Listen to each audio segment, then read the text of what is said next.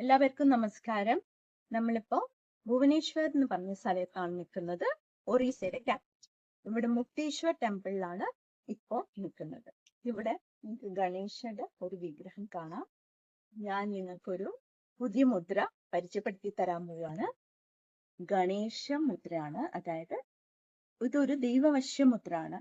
ഗണേശ ലോർഡിനെ വശീകരിക്കാൻ എന്ന് പറയാം. അങ്ങനെ ഒരു മുദ്രയുണ്ട്. അതിൽ ഒരു മുദ്ര, വൺ ഓഫ് ദ മുദ്രയാണ് ഞാൻ പരിചയപ്പെടുത്തി തരാൻ പോകുന്നത്. ദാറ്റ് ഈസ് വിഘ്ന മുദ്ര. നമ്മുടെ എല്ലാ കാര്യങ്ങളിലും വിഘ്നങ്ങൾ എളുപ്പം മാറി കിട്ടാൻ ഉള്ള ഒരു ഇതാണ്. നമ്മൾ എങ്ങനെ ചെയ്യുന്നതെന്ന് വെച്ചാൽ, അത് നമ്മൾ സുഖാസനത്തിലിരിക്കുക, അല്ല പദ്മാസനത്തിലിരിക്കുക, ഓക്കെ, എന്നിട്ട് ഇല്ലെങ്കിൽ അർദ്ധ പദ്മാസന, എങ്ങനെയാണ് കംഫർട്ടബിൾ അങ്ങനെ ഇരിക്കുക.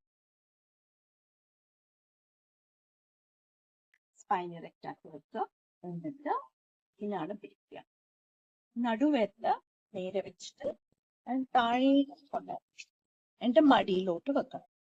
മടിയിലോട്ട് വെച്ചിട്ട് ഓം ഗം ഗം ഗം ഓം ഗം ഗണപതയേ നമഃ.